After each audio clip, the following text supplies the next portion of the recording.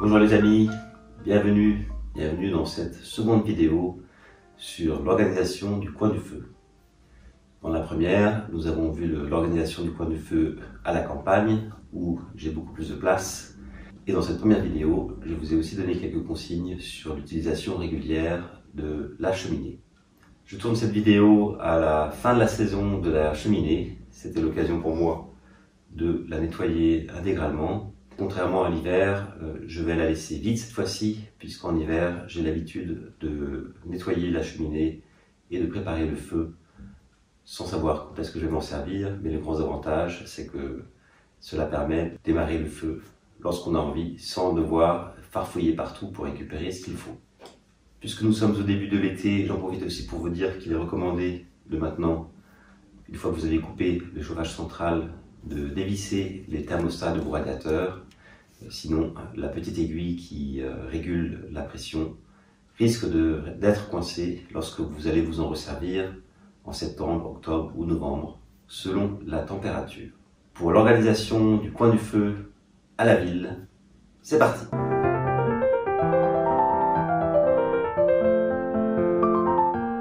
Avant de commencer, un petit point sur l'insert. En effet, ce petit point permettra de utilement compléter la vidéo sur le démarrage du feu qui est démontrée dans un poêle à bois. Quelques petites nuances ici avec l'insert. La première chose, c'est que l'ouverture est assez cachée ici. Ça se fait à travers ce petit levier.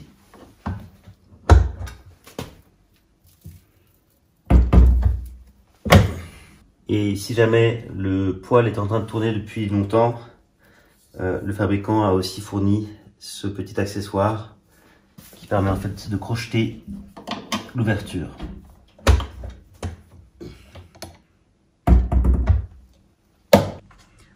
Ensuite, on notera que la vanne de régulation d'intensité de feu est beaucoup plus discrète que sur le poêle à bois. Ici, la régulation de l'intensité du feu se fait à travers cette petite ouverture. Et donc, c'est relativement simple. Ici, c'est moins.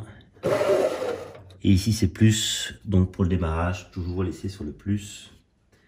Et maintenant, pour l'été, je vais mettre sur le moins. Si la cheminée marche depuis un certain temps, vous avez un risque que ce soit chaud. Et ici, à nouveau, avec ce même outil, on peut en fait réguler l'intensité en poussant ici vers le maximum ou vers le minimum. Maintenant, si vous n'avez pas l'outil sous la main, vous pouvez aussi ouvrir l'insert et après régler à la main. Ça, c'est pas brûlant ici, sur ce modèle. Et vous voyez ici que cette plaque a été découpée sur mesure, simplement avec la scie sauteuse et une lame à métaux.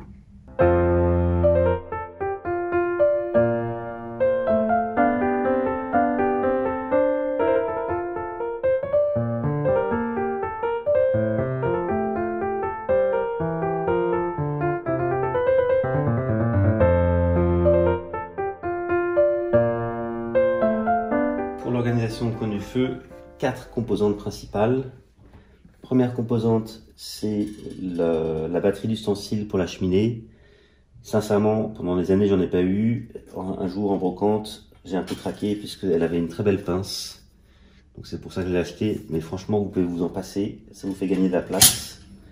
Je me suis servi pendant très longtemps d'un chausse-pied en guise de tisonnier.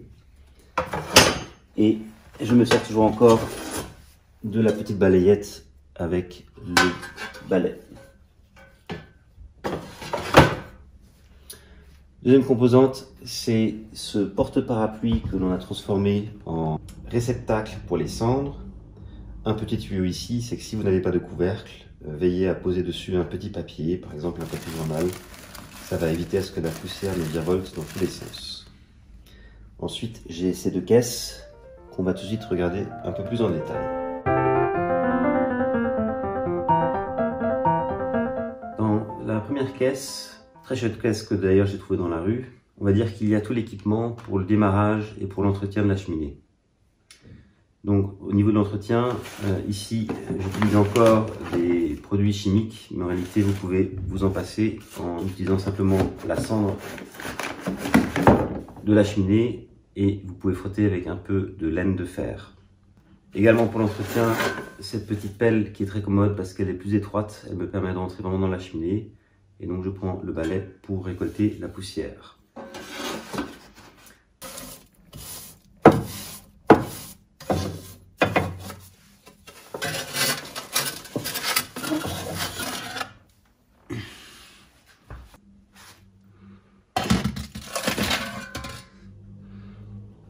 Ensuite, on passe à la partie démarrage. Ici, pour des raisons de place, j'utilise des allumes-feu.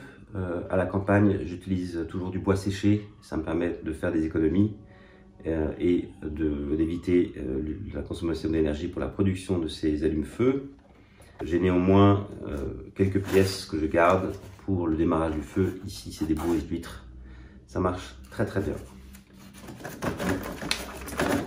Et enfin, j'ai du papier journal. Ça, c'est un ingrédient important pour le démarrage.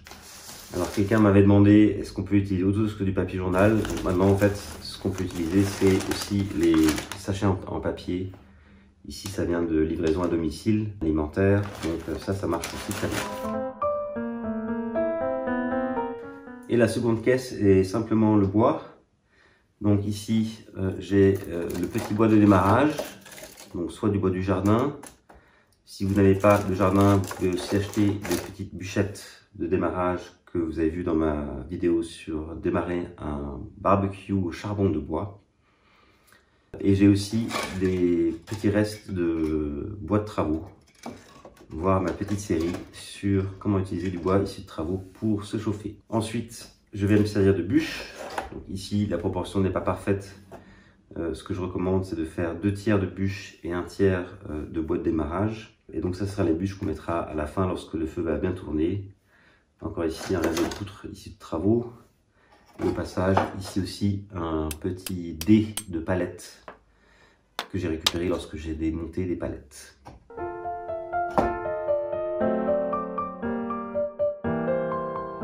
Une autre précision utile, si vous avez votre récipient de cendre qui est plein, il faudra le manipuler avec grande précaution pour vider la cendre. En ce qui me concerne, je recycle les résidus du feu.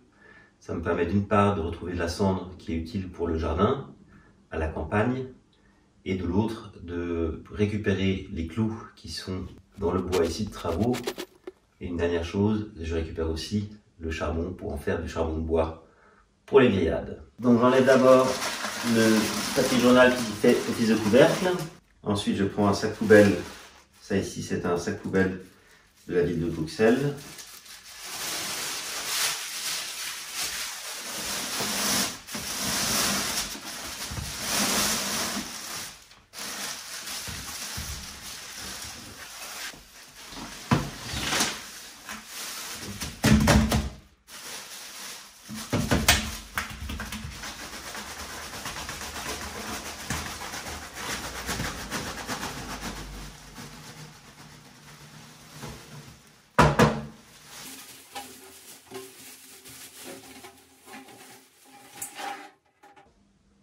Donc vous voyez la poussière, c'est pas une blague.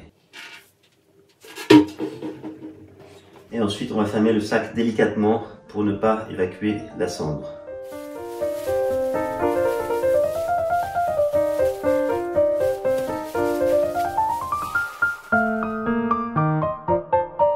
Voilà les amis, cette vidéo touche à sa fin. Je vous rappelle juste au passage qu'il faut ramener la cheminée une fois par an. C'est une question de sécurité, mais aussi d'assurance. Vous aurez à présenter la facture à votre assureur en cas d'incident. Et comme nous sommes à la fin de la saison, c'est super pratique parce qu'avec les caisses, je peux simplement les descendre dans la cave, dans le garage ou dans un abri de jardin, puisque je n'ai pas besoin de cet encombrement maintenant pendant la saison estivale. Enfin, je vais aussi en profiter pour déplacer mon canapé qui maintenant est sur des roulettes. N'hésitez pas à aller voir la vidéo correspondante pour la réalisation de ce rehaussement de canapé que je vais maintenant placer devant la cheminée, que l'on va oublier et que l'on va retrouver d'ici quelques mois pour la nouvelle saison de la cheminée. J'espère que cette vidéo vous sera utile et qu'elle vous aidera à mieux organiser votre coin de cheminée. Et je vous dis à très bientôt sur Happy Hour TV 1.